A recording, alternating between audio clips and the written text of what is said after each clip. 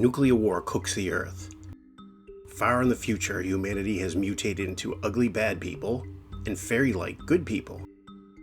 Twin brothers are born, Avatar, the good one, and Black Wolf, the bad one. Now, why would you name somebody Black Wolf if you didn't want them to be evil? Wizards is the story of Black Wolf's discovery of films and weapons from World War II, and how he uses them to make war on the good fairy people in general, and his brother Avatar in particular, so he can rule the Earth. It's a real mashup of a movie. Artist Ian Miller is responsible for the background art of Dark Wolf's lair, and Nazi imagery is very much up front. Bakshi was a rabble-rouser in the 70s.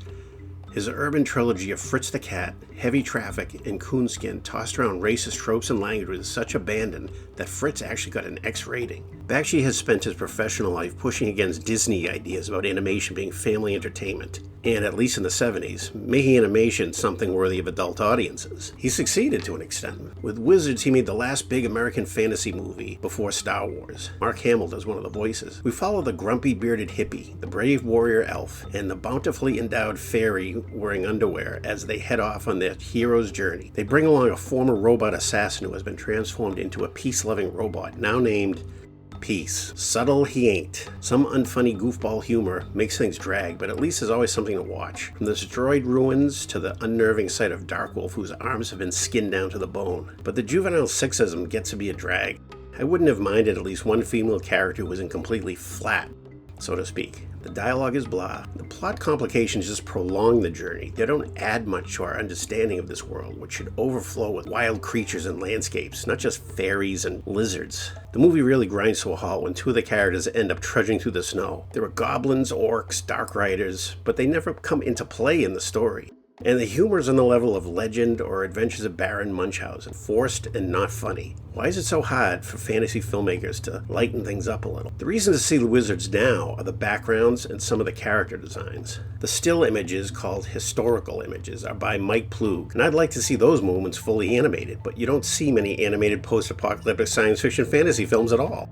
Bakshi was the major non-Disney animator in the 70s. If his ideas about animation caught on, and Disney continued to flounder in the 80s, animation in the United States could have taken a very different road. Bakshi claims that the movie is some kind of comment about the making of the State of Israel and the Holocaust, and I don't buy it for a second. It's just, look, it's about Nazis, it's deep, it's got something going on, but it doesn't examine any of that, it just trots it all out. The movie has a bunch of scenes that needed editing and rewriting. There's no strong ties among the three main characters we follow. The fairy is just an airhead who says stupid, unfunny things. The wizard is just endlessly grouchy. And our hero is just, one minute he can't stand peace, the next minute he saves him. I've thought about Wizards over the years because of a specific criticism it received back in the day. Ralph Bakshi was friends with Vaughn Baudet. I think that's how you pronounce his name. I've seen conflicting reports. Some say it's Bode, some Baudet. I'm pronouncing it Baudet. He was a popular comics artist until his death at 33, 2 years before Wizards was released. There are several characters in Wizards that you might mistake for Baudet, but not only is Baudet not given credit for design concepts, Bakshi doesn't even mention him in the DVD commentary track. Fans and Bakshi claim it's nothing more than influence, but I gotta call bullshit on that. But rather than go into all that, I'll let you be the judge as to whether this is harmless influence or something else. Check out Wizards if you want to see where Star Wars' blend of sci-fi, fantasy, and likable characters could have gone wrong, but also to see where the strains of sci-fi and fantasy were starting to come together in 1977 pop culture. Thanks for stopping by, and may the rotoscoping be with you. Just not as much as it is in this movie, because to save money, Bakshi did a lot of rotoscoping, and it's so obvious, and it takes you right out of the movie. Okay, bye.